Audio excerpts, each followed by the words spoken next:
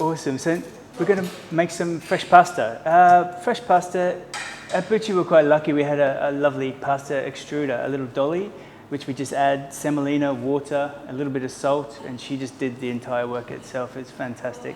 So we had fresh pasta every day, and it was beautiful. Traditionally, what we did probably 8 years ago when we first opened Bucci, we made it this way. A rough estimate is 1 cup of flour to 1 egg.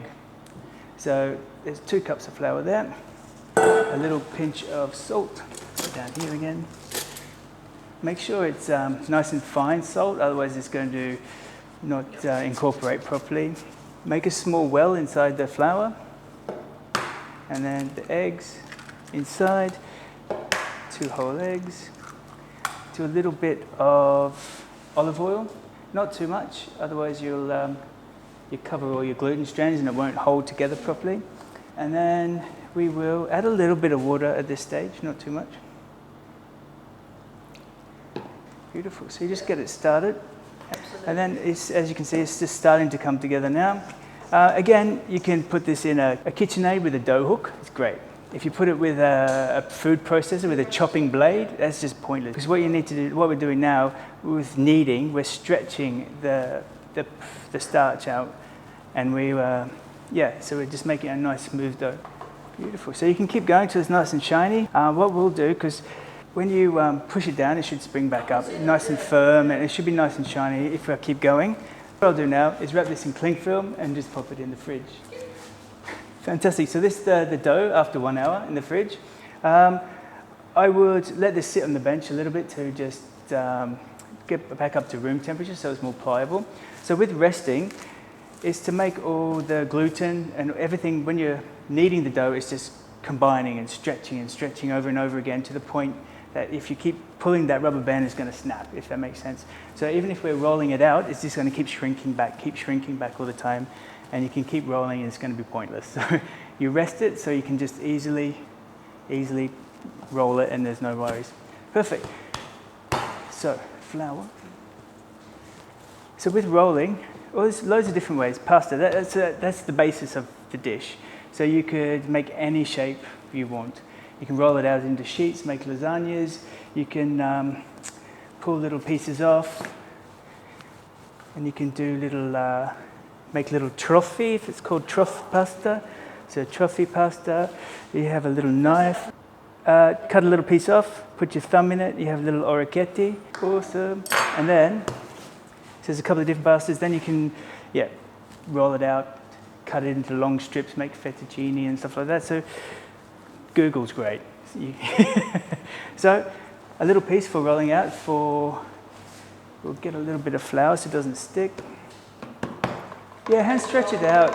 So, because if you try and shove a whole big block in there and start stirring, it's just going to tear and you're going to clog up your entire machine. It's going to be terrible. So hand stretch it out so you can kind of fit it in, cover it with a little bit of flour, and then just give it one roll first, and then we'll just fold it in half.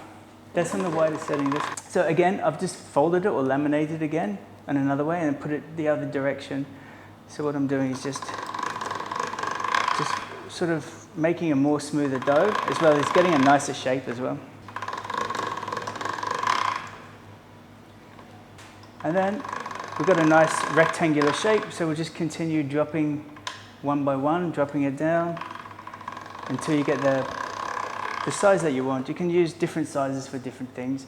For this one, if you cut it like that, it's quite thick. It's probably 2 mil. You can cut it and make sort of thick spaghetti kind of shapes and stuff like that.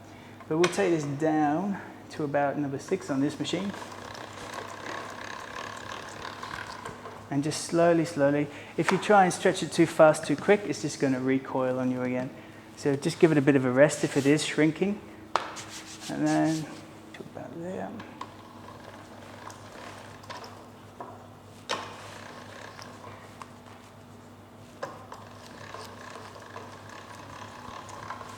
Awesome. So a good consistency, or a good thickness, I believe, is you can kind of see your hand through. So you can see your hand through the pasta.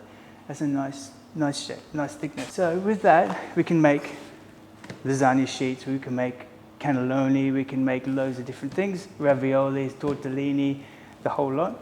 If we just cut them, we can just cut them into nice. So you can make little fettuccinis, some lovely spinach and ricotta, brush it with some water, up and over, press it down, make sure you get all the air out, otherwise it'll, with air it sort of increases with heat, so you're just going to blow your pasta apart. So like that, and you get a little cutter, or you can just cut it with a knife again. We have a nice little ravioli. Again, you can make little tortellini, which is just one sheet, nice bit of filling, brush with water again, up and over in half, make a triangle, and then pop your thumb in with your finger, either way, up and around, make a really fat tortellini.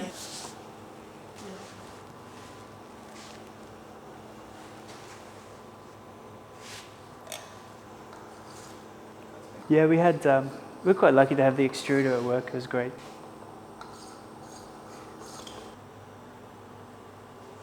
Like puff pastry, not dragging and just chopping.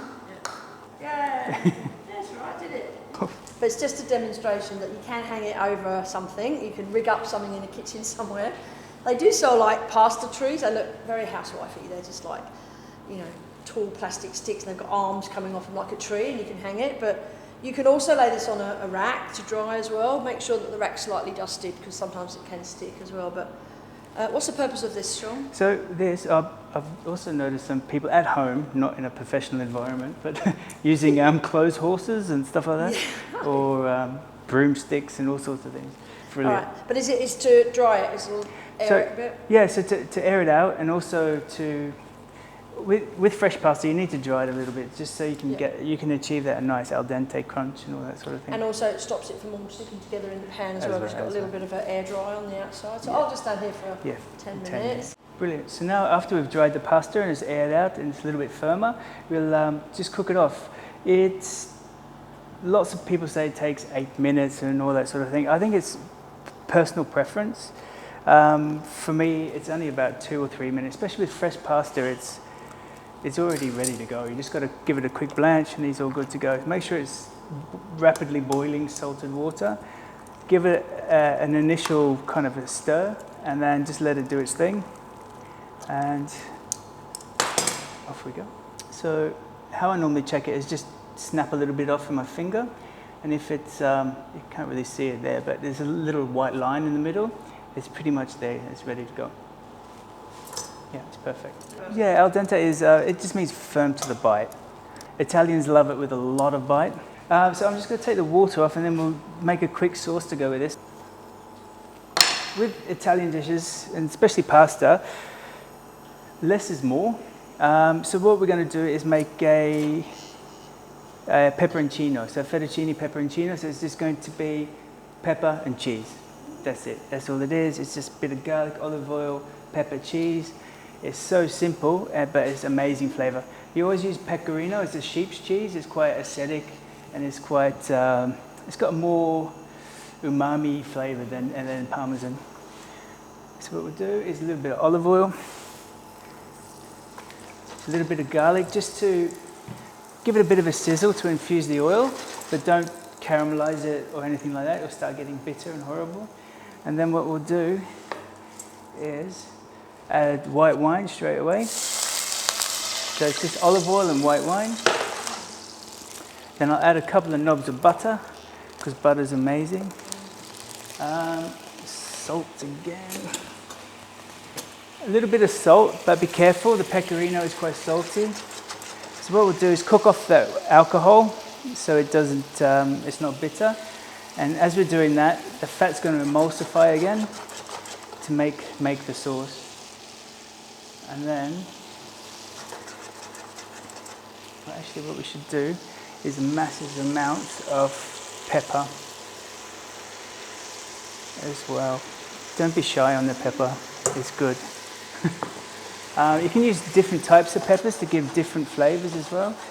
Some nice, I've done it with Tasmanian pepperberries before, so it's got amazing floral flavor. So as you can see, it's getting darker with the pepper. Now I'll take that off the heat. Add the pasta straight out of the water.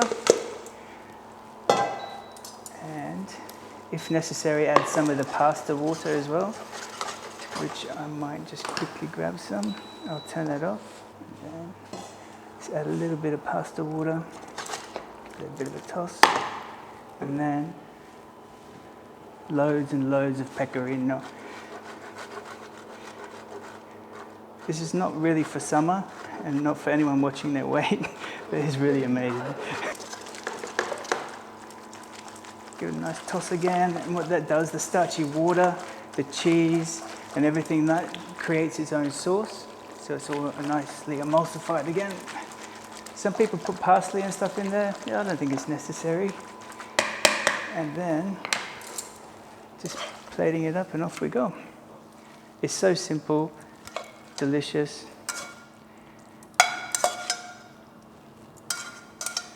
Here we go. Fettuccine pepperoncino.